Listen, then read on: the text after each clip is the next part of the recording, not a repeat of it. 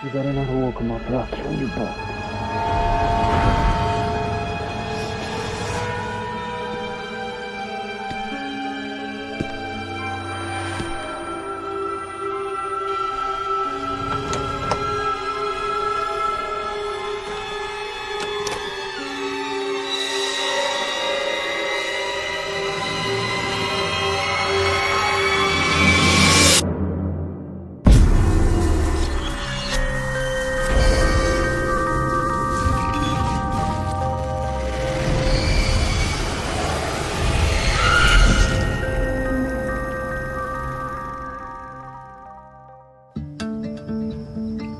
Located in the middle of the rural Delmarva Peninsula is the farming community of Laurel, Delaware. Laurel is probably the epitome of a small town community, the traditional values, and at the time, a very safe community. Everybody knew everybody, and they felt very safe in their homes. 30-year-old single mom Kay Robinson has spent her entire life in this area and now lives in a modest home of her own with her 12-year-old son, Nick. Sorry, honey. My son's father wasn't really in the picture. We had been on our own since he was 4. And I was a determined mother that because I was a single mother, that he wasn't going to have any less than any of the full-time parents had for their children. So I worked hard. We spent a lot of time together, and we were best friends. It's taken Kay time to move on from Nick's dad, but now she has a new love, her 36-year-old fiancé, Andrew Simmons. I was very happy with Andrew. We were soulmates.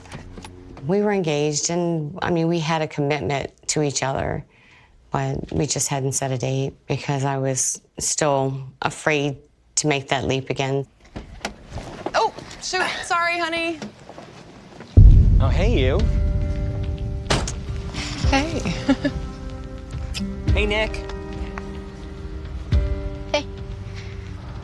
With any pieced together family where the child is from a different parent, there's a little bit of friction there.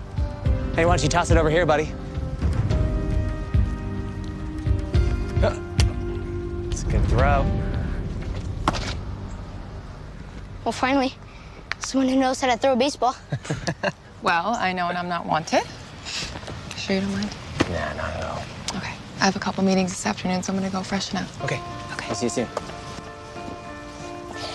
All right, let's see you, buddy. Oh, man. That had some mustard on it, huh? What can I say? He cared for him. He did for him. We were well blended. I felt that I was in a very good place. I wasn't rich. I didn't have a lot of money, but I had what I needed. I was very happy with my life. As her son's sole financial provider, Kay works hard as an insurance saleswoman to make ends meet. So I really think you'll be better off with a higher deductible. You're such a safe driver, and it'll cut your premiums by 30%. Listen, I don't know. What if something happens? Am I gonna have to pay $1,000 to get a tow truck to come out here? No, see, that's the best part. Here, let me show you. I was a hard worker. I like to educate people as to their needs so that they don't suffer catastrophic losses. So if they have a life event, that it's not something that's going to destroy their family. Okay, great. So just sign and date here. Okay. So you really think I can save some money? I really do. Kay's a very slight lady, very quiet, kept to herself. She was being stalked at that time, and she had no idea it was happening. But it's not long before Kay does start to get the feeling that something's not right.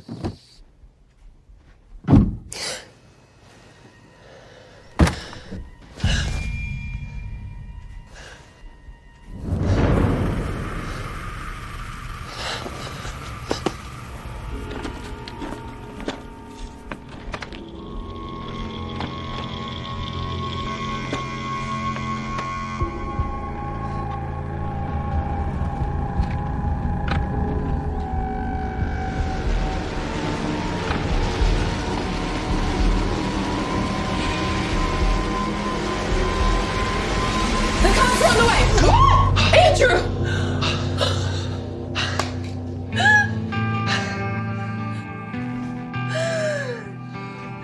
You scared me half to death. I'm so sorry. I was just heading out to meet the guys. Figured I'd get a little pick-me-up. Andrew, he was an avid deer hunter, and he would go to Virginia and hunt Sika deer.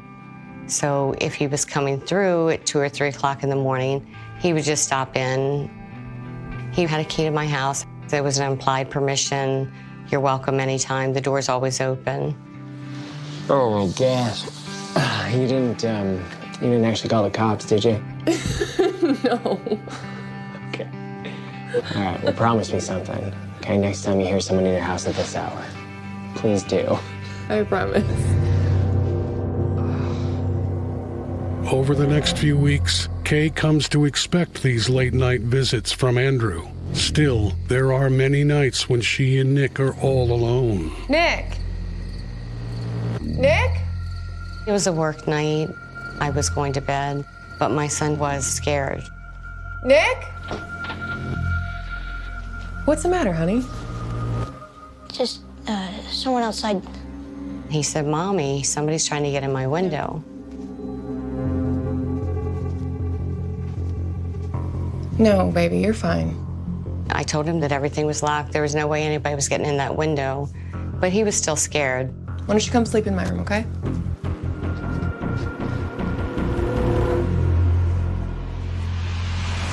Kay settles into bed with Nick for the night, convinced the two are safe. That is until early in the wee hours of the morning.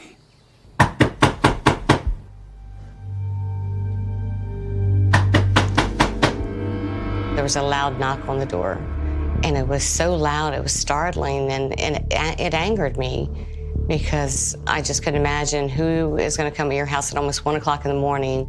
And I thought, forget it, I'm not answering it. But they were persistent.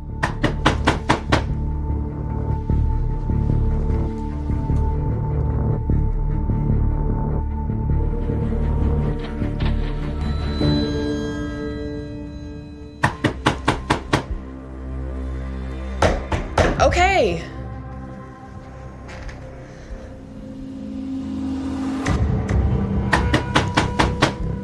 I could see a man was standing there. He had on a flannel shirt, long sleeve shirt, which I thought was odd because it wasn't really cold out. Can I help you? Yeah, my car broke down. I was hoping I could use your phone to call a friend and get a ride. Can I come in? I said, no, you can't come in, but if you'd like me to make a phone call for you, I will do that. All right. His number is 302. Hang on, let me grab a pen. I'm half asleep, but I'm obviously not going to let a stranger in my house in the middle of the night. Okay, go ahead. So he gave me the telephone number. Yeah, ask for Ben. Tell him I'm broken down on 13 near East Point Road. Okay, and what's your name? My name? Jack Wilson. Okay, hang on. So I dialed the number.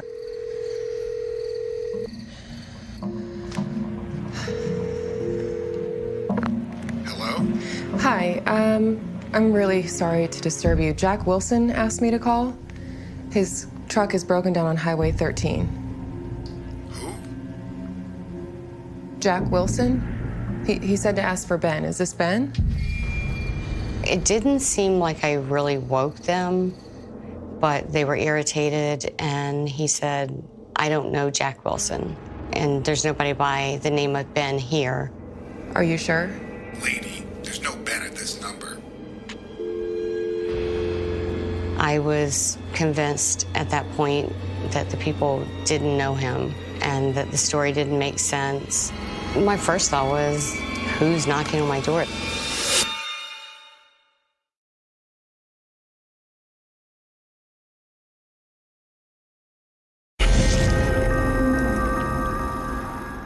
"30-year-old Kay Robinson is pondering what to do with a late-night stranger at her door. I went back to the door and I said, I'm sorry, they said they don't know who you are. He was getting agitated, and he said, no, you dialed the wrong number. Listen, why don't you let me come in and I'll call them myself? No. I'm sorry, I'm not gonna let you in. Now please leave or I'll have to call the police. Well, thanks for nothing. He said a few words of profanity, kicked the ground, and he walked away.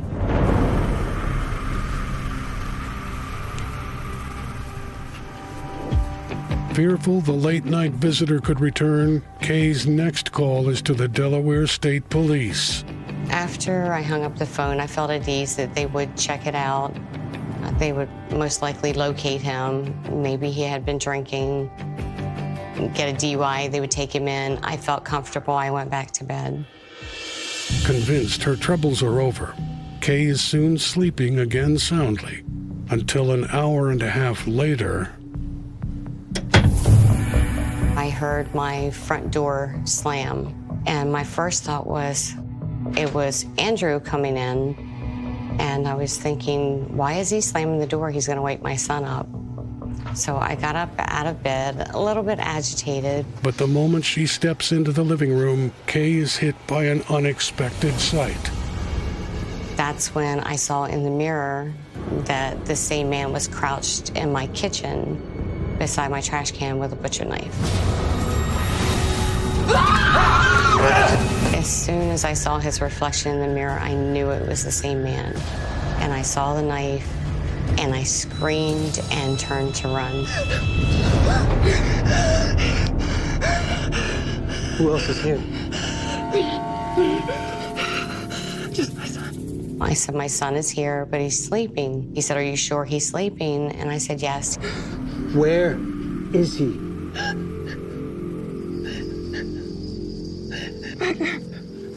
Luckily, the intruder doesn't seem interested in her son. He is more concerned with finding a place that he and Kay can be alone. He tried to get me to go into my son's bedroom. And at that point, I'm thinking I'm going to be raped. And I said, there's no way. He's going to kill me first. Let's go. Let's go. Let's go. He was getting agitated, and he started stabbing at me with a knife.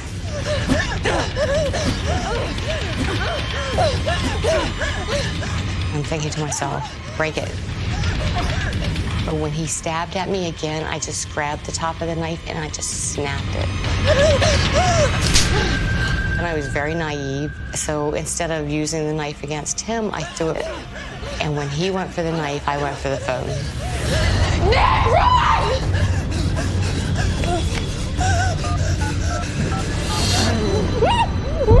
Shut up. He quickly came out and grabbed me away from the phone. My primary concern was my son's safety. I really didn't know if he was asleep. I was praying that he was. I thought that he was. But Nick isn't asleep. Not anymore. It just woke me up and I thought it was fake. And then within seconds I realized, no, she wouldn't prank me. You know, that's not a prank.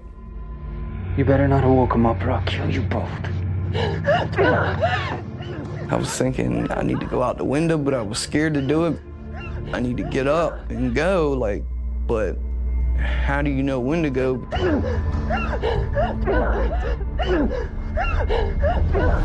As Kay and her attacker enter the back bedroom, the torture only continues. Put your hands behind your back. Do it or I'll kill him. He told me, this is it. If you don't let me tie you up, I'm going to kill your son.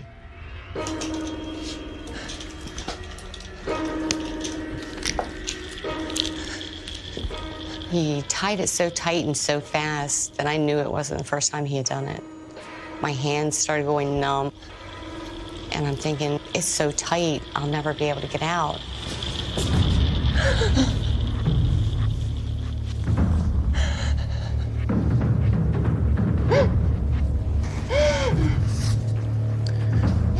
Stay here. Don't move.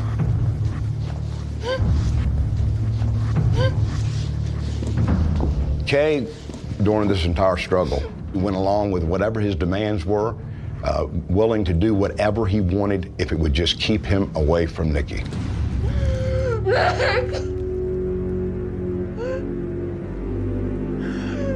The threat to Nick once again subsides as the man returns, but not without a terrible surprise. Come on. Let's go. On the bed.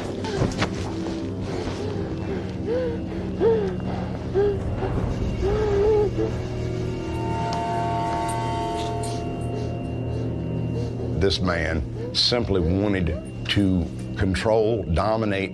He had gotten her into a completely helpless mode and then sexually assaulted her. He was just pure evil.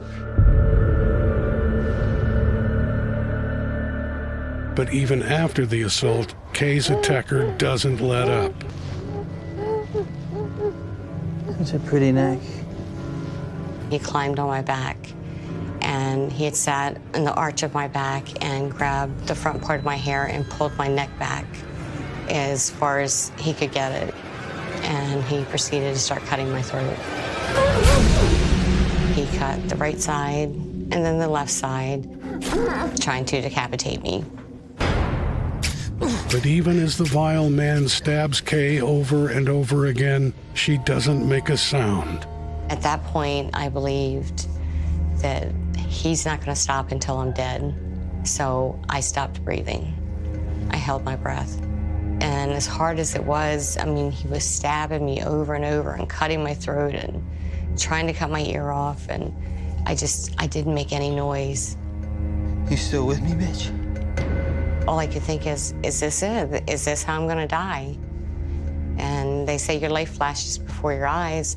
And I guess I had a different concept of what that would be, but it's not like you see everything that's happened.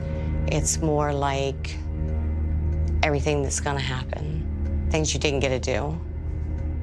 Convinced Kay is dead, her attacker disappears out of the room, and Kay's fear for her life is soon replaced by panic. And I was so scared. I was afraid he's going to my son. I was fading in and out of consciousness because I had lost so much blood. But my sole purpose was to keep my son safe.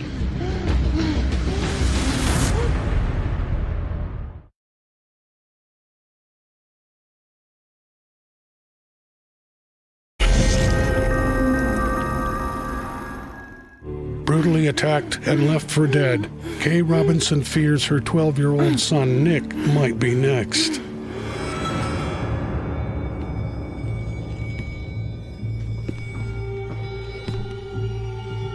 I was wide awake, but I pretended to be asleep. Everybody knows, you know, if something goes down and it's major, you know, nobody wants witnesses.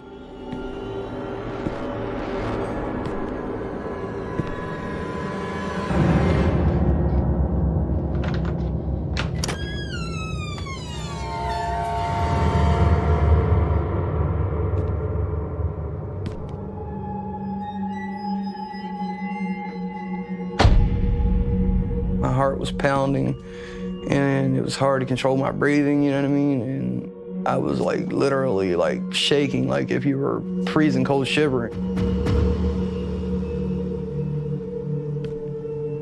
It was weird. It was like, because when the door was closed, I couldn't control it, but when he came and checked, I could control it. It was crazy.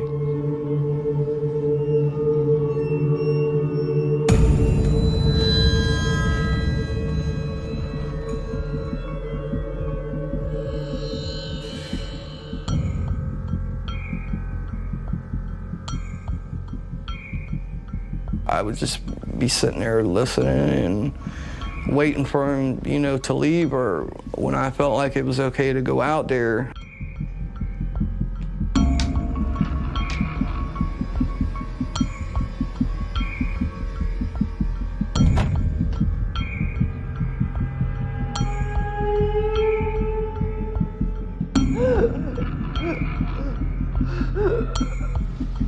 finally I just said, screw it. If I'm gonna go, I gotta go, you know what I mean? So I got up and opened up the door, you know, and walked out there.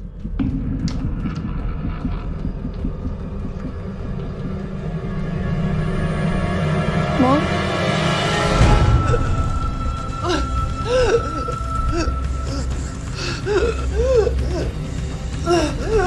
I didn't have no clue, like, it was that severe, you know. I thought really it was more like him trying to rob us or something, you know. I didn't think he was trying to kill her. Mom?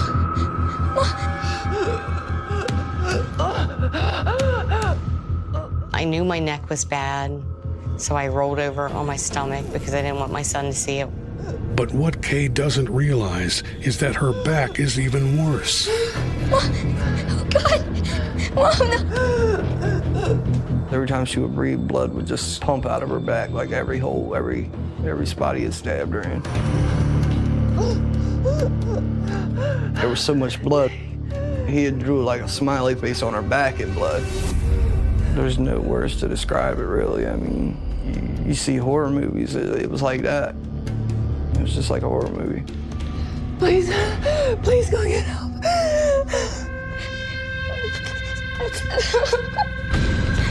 Please, somebody help, please. Please, no, open the door.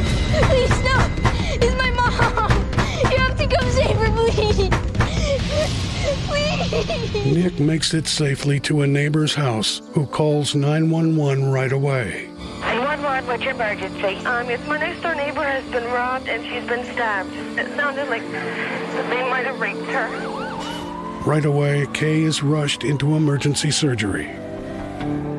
As she clings to life in the ICU, she remains unable to speak for several days. But the moment she is stable, she meets with Delaware State Police, well aware that her attacker is still on the loose.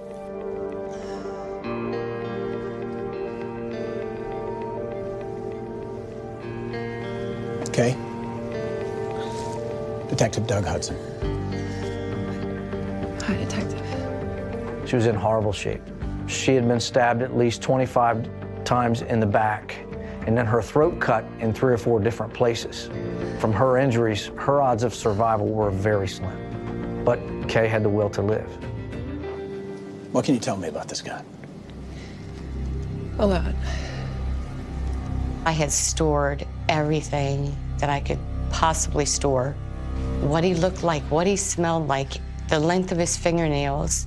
Apparently, victims are normally scared to turn in their attacker. I wasn't scared. If he's out there, he's gonna do it to somebody else. I wanted to make sure this guy was caught. I'm gonna have a police artist come down and talk to you, all right? So we can put out a sketch. Don't worry. We're gonna get this guy. But even though state police are able to recover DNA evidence from the sexual assault on Kay, it's no good without a suspect to compare it to. So Detective Hudson immediately starts searching for the man who calls himself Jack Wilson. We did traces on the phone number that he had given her. We interviewed the people that Kay called, and that went nowhere. We determined that there was no Jack Wilson. A few days into the investigation, the sketch generated from Kay's memory of her assailant brings new energy to the case. This just came for you, sir.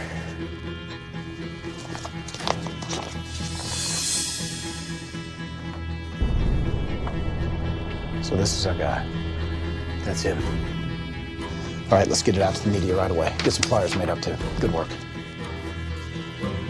It went out to the press, and it was in all the papers and on the local TV stations because we want information. We asked for information from anyone that knew this person or recognized them to call us, and we would investigate from there.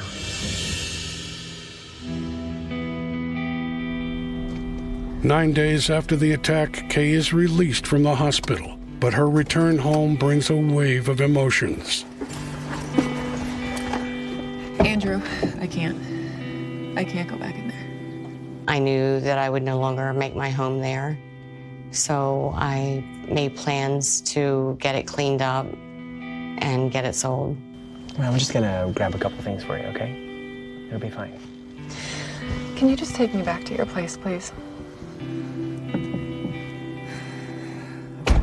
There was still some recovery where I needed help, so I went to stay with my boyfriend for a while. Meanwhile, the state police tip line receives numerous calls regarding the composite sketch, but none of the leads pan out. That is until 2 weeks after the attack. 911, what's your emergency? I want to report a suspicious person.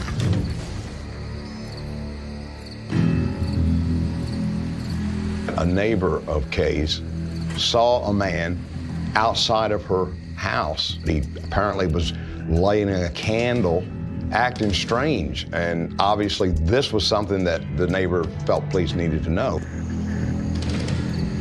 Sir, do you live around here? His name was Doug Da Silva. He was from Lanham, Maryland. He said he was there praying for Kay. He had heard about the incident. Do you know Miss Robinson? No. But I felt bad for what happened. So. What is that?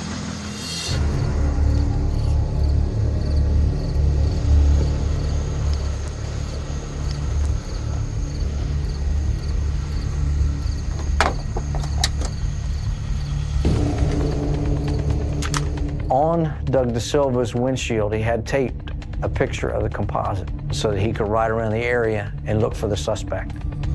Nothing made any sense. He had no reason to be there.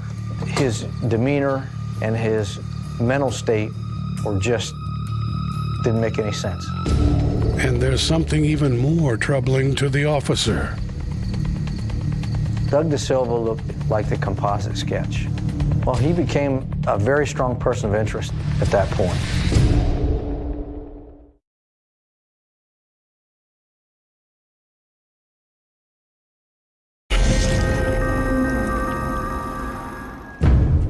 After a suspicious man is found outside the home of sexual assault victim Kay Robinson, Delaware State Police have brought him in for questioning.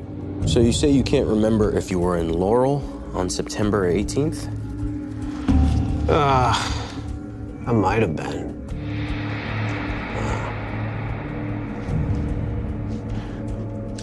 I lose track of the days, so.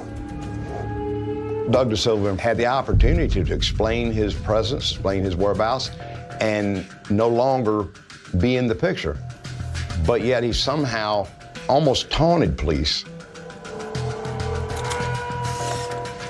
But despite his resemblance to the police sketch of Kay's attacker, state police lack the evidence necessary to make an arrest, so they have no choice but to let Da Silva go. So if we got any more questions, we will give you a call. Well, I got a question for you. How do I get a job like yours? He actually told them that he would like to be a state policeman and would like to get an application. So the state police humored him, and they gave him an application. You hear?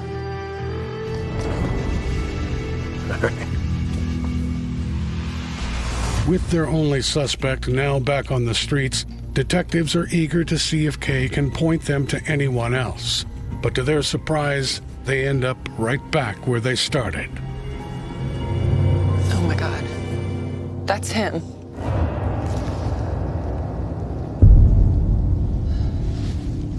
We did a photo lineup with Kay and Nick separately and independent of each other. Kay picked out Doug Da Silva and was very sure of it. When I saw him, it was like a sudden feeling of nausea that, you know, everything just came back and it was more like you just knew. I was 100% sure that was him. And when Nick also selects Da Silva from the same photo lineup, Detective Hudson brings 38-year-old Douglas Da Silva in for a closer look. Mr. Da Silva, I'm Detective Doug Hudson. Doug. We got the same first name, Doug. We sure do. He made so many bizarre and weird statements to us during the interview There are probably too many to name. Mr. De Silva just finished his trooper application. The application that Doug De Silva filled out for the state police had stars drawn on it, had smiley faces drawn on it. The red flags went up after Nick told us about the smiley face drawn on his mom's back. With us finding the smiley face drawn on the state police application, of course, that puts things together. Led us to even feel stronger that he did this. Based on De Silva's odd behavior, his lack of an alibi, and Kay and Nick's photo identification of him, De Silva is charged with rape and attempted murder. But even with her suspected attacker behind bars, Kay struggles to get past the trauma. It affected everything. It affected my independence, my ability to feel safe. Hey, you okay? Hey. Honey. When life went back to normal for everybody else, I was still coping. So we would argue. Andrew, he didn't understand why time had passed and I hadn't recovered yet.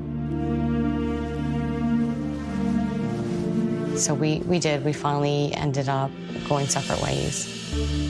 The breakup is hard on Kay. She can only hope a trial against Doug De Silva will finally bring the closure she so desperately needs. But after 15 months of waiting, the prosecutor delivers unexpected news just 3 days before the scheduled trial. De Silva is our guy.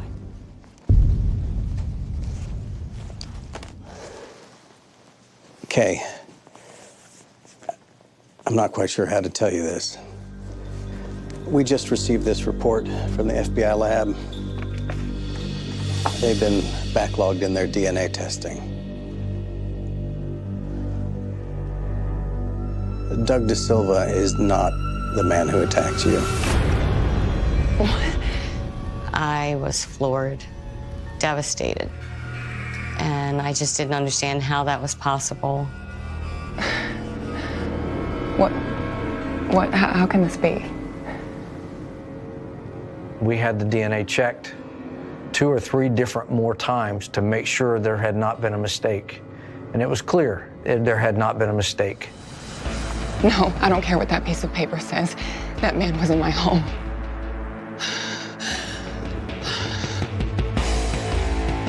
The same day, the charges against Douglas De Silva are dropped and he's released from custody. For Kay, it's a bitter and surreal turn of events. My first thoughts were somebody messed something up. They fouled the DNA, they lost the DNA, something's not right. He fits the physical description. He knew about the smiley face.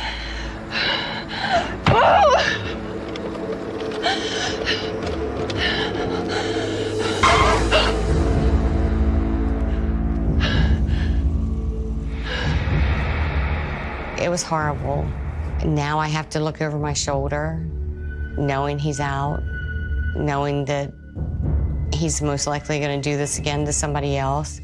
So what was it all about? I thought that I had come through this to stop it from happening to someone else. You know, that I was strong enough to get through it and make sure that no one else was harmed by this person. And now they're letting him out.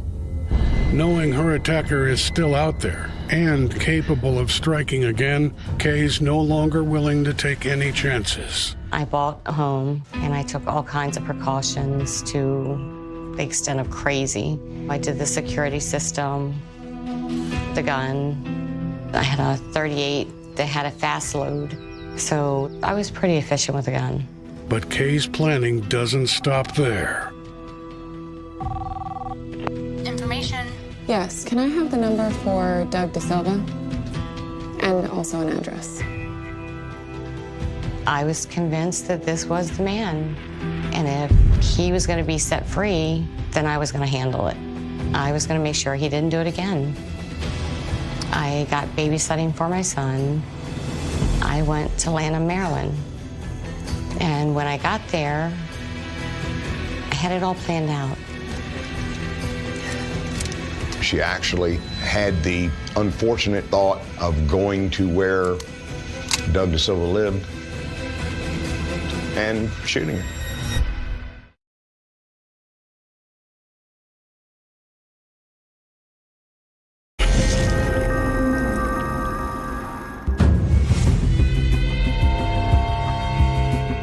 After the man she ID'd as her attacker is set free, Kay Robinson believes her only choice is to take matters into her own hands. I wanted him to see me. I was just gonna knock on the door and say, "Do you remember me?" And I was gonna shoot him. And I was more than prepared to go to prison for the rest of my life. I was okay with that.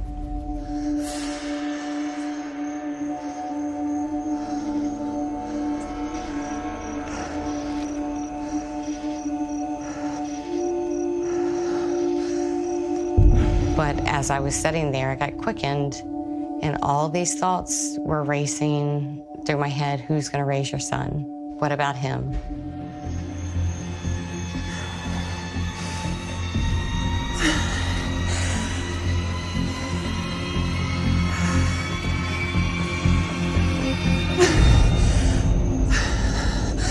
I eventually just pulled away and I went home. I'm very thankful that I didn't do that. As years continue to pass, Kay does her best to accept that maybe Doug DeSilva isn't the man responsible, but that only brings new fears. I kind of felt like, okay, if he didn't do it, there's still somebody out there.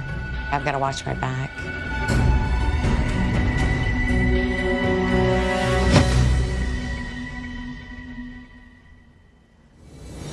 Mom? Can I please go outside and play?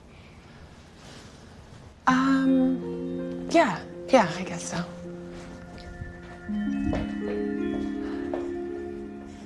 Yeah, I had definitely moved on.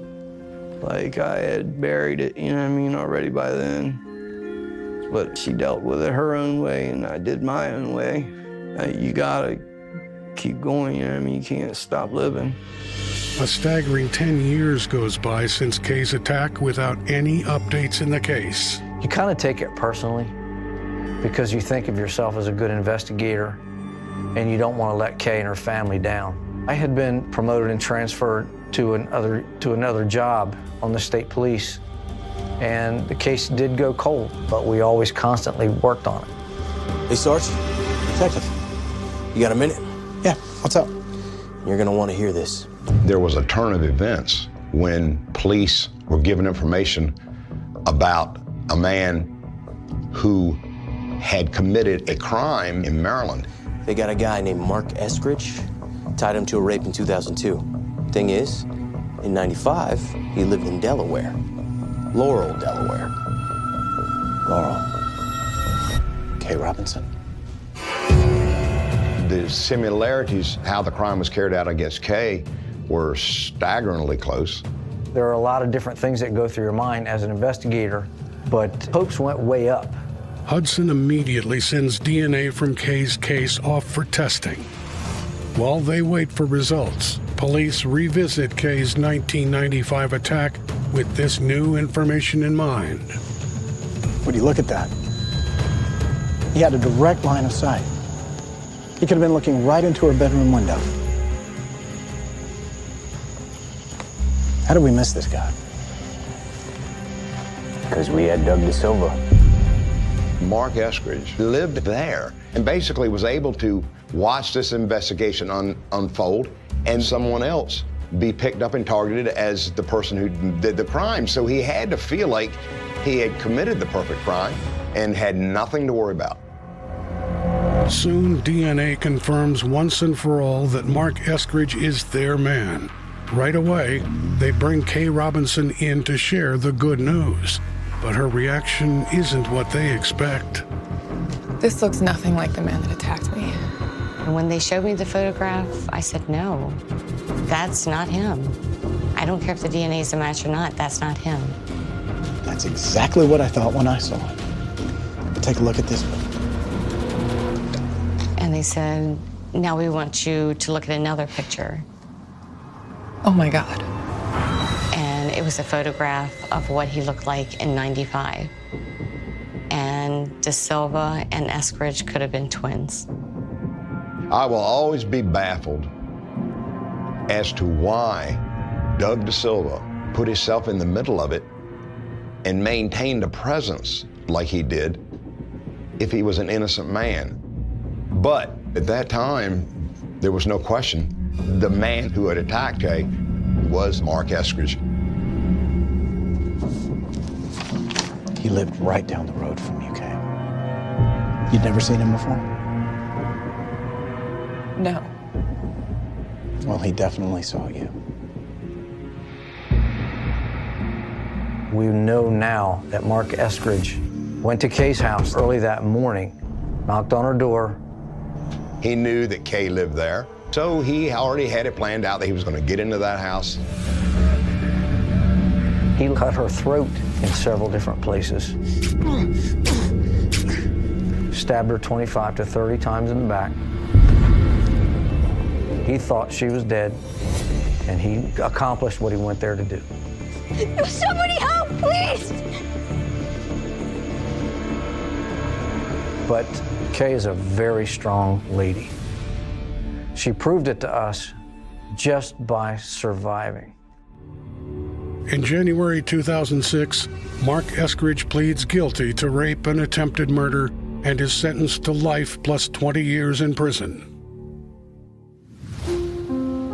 Though it's taken a tremendous toll on them both, Kay and Nick have managed to put this incident behind them and move on with their lives. I'm in a whole nother stage of my life now, you know what I mean? I'm raising kids now. Back then I was a kid. No matter how long it is, you know what I mean, it does get better. The only thing that's gotten me through this is family and friends and my faith. I tried so hard to get my life back to what it was until I finally realized I'm never going to get that back. I have to find out who I am now. I was so determined that I wasn't going to let him beat me.